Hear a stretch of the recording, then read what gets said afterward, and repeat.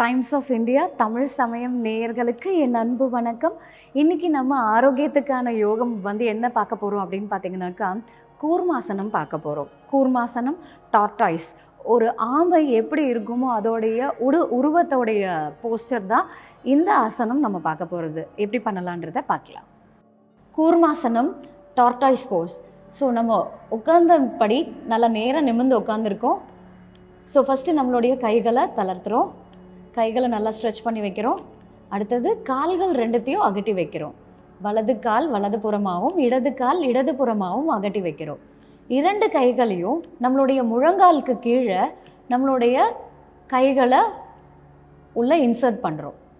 மெதுவாக மூச்சை வெளியே விடும்போது நம்மளுடைய உடம்பை தரையில் படுற மாதிரி படுத்து நம்மளுடைய தவடை அதாவது சின்ன தரையில் வைக்கிறோம். ஸோ கூர்மாசனம் இது பார்க்குறதுக்கு அப்படியே ஒரு டார்டாய்ஸ் எப்படி இருக்குமோ அதை மாதிரி இருக்கக்கூடிய வடிவம் தான் கூர்மாசனம். ஸோ நார்மலாக ப்ரீத் பண்ணுறோம். ரொம்ப ரிலாக்ஸ்டாக பாடி மைண்ட் ரிலாக்ஸ்டாக இருக்கிறத ஃபீல் பண்ணுறோம். மெதுவாக நம்ம மூச்சை உள்ளிழுக்கும் போது மேல் நோக்கி வரும். நம்மளுடைய கைகளை வெளியே எடுத்து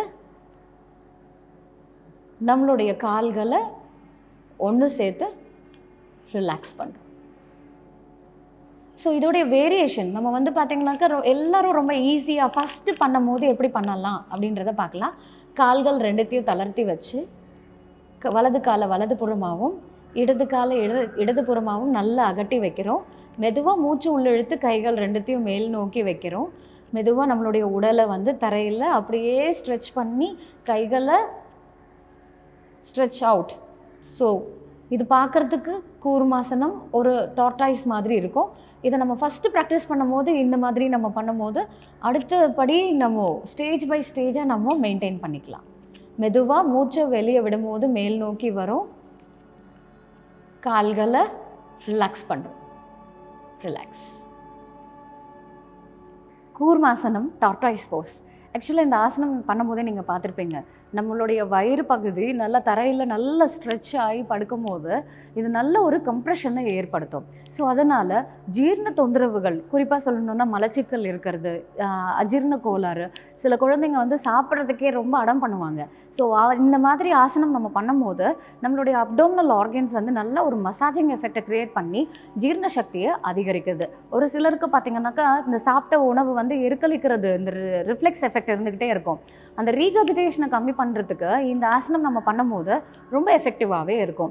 அடுத்தது இந்த டயஃப்ரம், செஸ்ட், அப்டோமன் இது எல்லாமே நல்லா கம்ப்ரெஸ் ஆகிறதுனால நம்மளுடைய அந்த நெஞ்சு பகுதி எல்லாமே தரையில் நல்லா கம்ப்ரெஸ் ஆகிறதுனால நமக்கு நுரையீரலில் தொந்தரவு ஏற்படாமல் பார்க்குது. அதில் குறிப்பாக ஆக்சிஜன் கெப்பாசிட்டி அதிகமாக்கிறதுனால இந்த ஆஸ்மா பேஷண்ட்டுக்கு இது ஒரு பெஸ்ட்டு ஆசனங்க.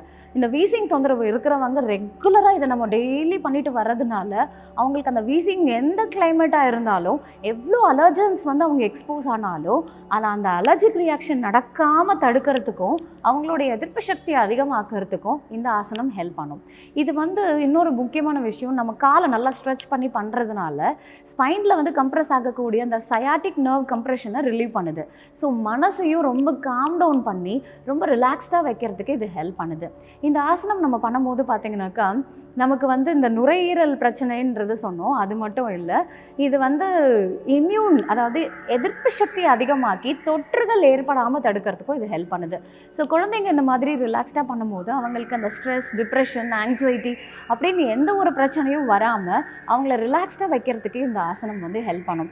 கூர்மாசனம் நம்மளுடைய பேக்கை நல்லா ரிலாக்ஸ் பண்ணி மைண்டு, பாடியை ரிலாக்ஸ் பண்ணுறதுக்கான பெஸ்ட் ஆசனம். ஸோ இன்னும் இந்த மாதிரி நிறைய ஆசனங்களோட உங்களை அடுத்த வீடியோவில் சந்திக்கிறேன். நன்றி, வணக்கம்.